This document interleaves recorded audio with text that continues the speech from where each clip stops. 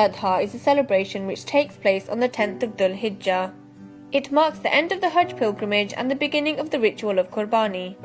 This Eid is all about remembering the story of the Prophet Ibrahim. Ibrahim had a beloved son called Ismail. One night, Ibrahim dreamt that Allah told him to sacrifice Ismail. Then the following night he had the same dream again, commanding him to make the sacrifice. Ibrahim realized that it was a message from Allah. He loved his dear son but was prepared to follow Allah's command.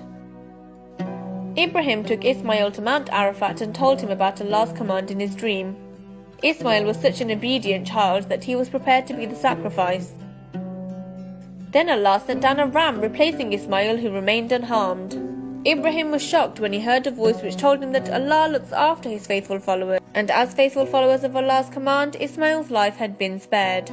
Ibrahim and his son had passed a challenging test from Allah. And so, to commemorate the obedience of Ibrahim, Muslims perform Qurbani, the sacrifice of an animal during the last Islamic month of Dhul Hijjah, and remember the greatest sacrifice in history during the celebration of Eid al-Adha.